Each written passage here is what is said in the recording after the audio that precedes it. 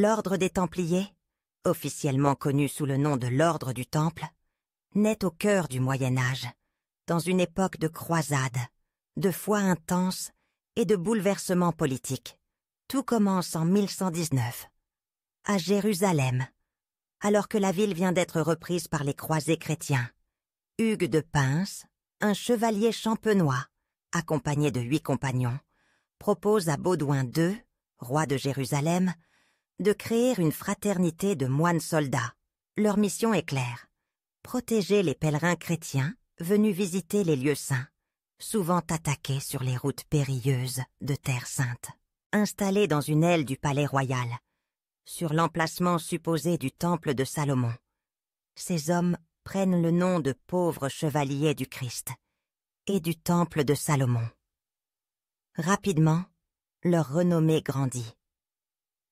En 1129, lors du concile de Troyes, l'Église reconnaît officiellement l'ordre, qui adopte une règle inspirée de celle de Saint Benoît, adaptée à la vie militaire par Bernard de Clairvaux. Les Templiers font vœu de pauvreté, de chasteté et d'obéissance, mais leur existence se distingue de celle des autres ordres monastiques par leur engagement dans le combat armé. Leur emblème, la croix pâtée rouge sur un manteau blanc, devient le symbole d'un idéal, celui de la chevalerie chrétienne, prête à mourir pour défendre la foi. Les Templiers se développent rapidement. Ils attirent des donations de terres, d'argent et de privilèges à travers toute l'Europe.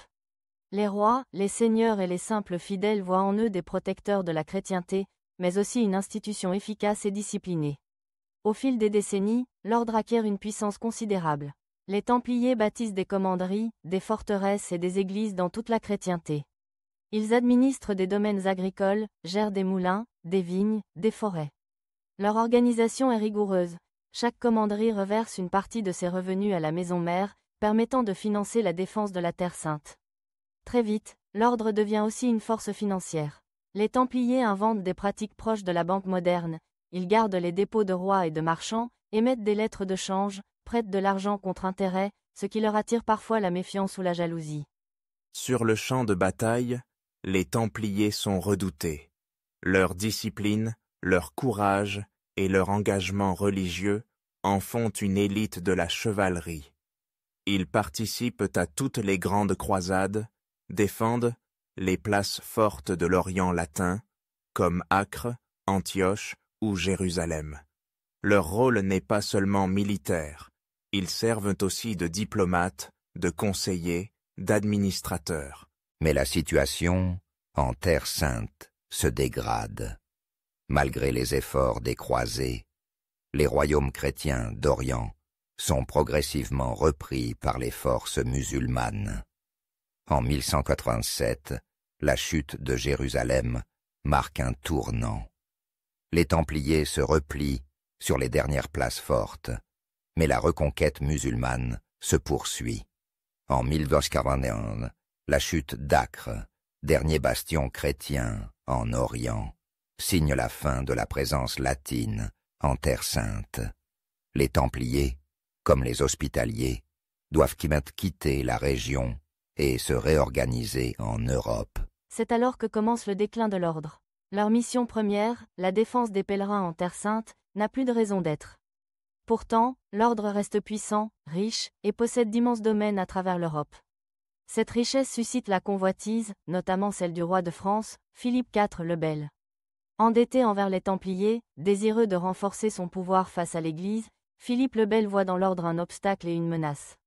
Le 13 octobre 1307, sur ordre du roi, tous les Templiers de France sont arrêtés simultanément. L'accusation est grave. Hérésie, idolâtrie, pratiques obscènes, corruption.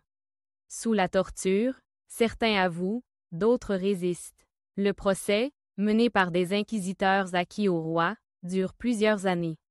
En 1312, sous la pression de Philippe le Bel, le pape Clément V dissout officiellement l'ordre lors du concile de Vienne.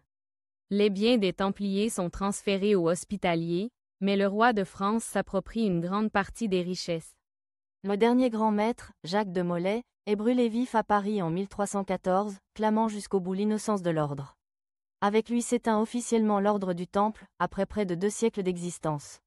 Pourtant, la légende des Templiers ne s'éteint pas avec leur suppression. Leur histoire, entourée de mystères, de rumeurs et de secrets, alimente depuis des siècles l'imaginaire collectif. Certains leur prêtent la possession de trésors fabuleux, d'autres les relient à des secrets ésotériques, à la recherche du Graal, ou à la fondation de sociétés secrètes. Leur organisation, leur discipline et leur destin tragique inspirent romans, films et théories en tout genre. Mais au-delà de la légende, l'histoire des Templiers est celle d'un ordre religieux et militaire qui a profondément marqué le Moyen-Âge. Ils ont contribué à façonner la chevalerie, à développer des techniques bancaires et administratives novatrices, à bâtir un réseau de commanderies qui a structuré le paysage européen. Leur chute met en lumière les rivalités entre le pouvoir royal et l'Église, la fragilité des institutions et la violence des luttes de pouvoir à la fin du Moyen-Âge. Aujourd'hui encore, les ruines de leurs commanderies, les vestiges de leurs châteaux, les récits de leurs exploits témoignent de leur passage. Les Templiers restent un symbole de courage, d'engagement et de mystère, une énigme fascinante à la croisée de l'histoire et du mythe. Leur héritage, réel ou supposé, continue d'inspirer chercheurs, passionnés et rêveurs, perpétuant à travers les siècles la mémoire d'un ordre unique, né de la foi et de l'épée, disparu dans la tourmente, mais jamais totalement oublié.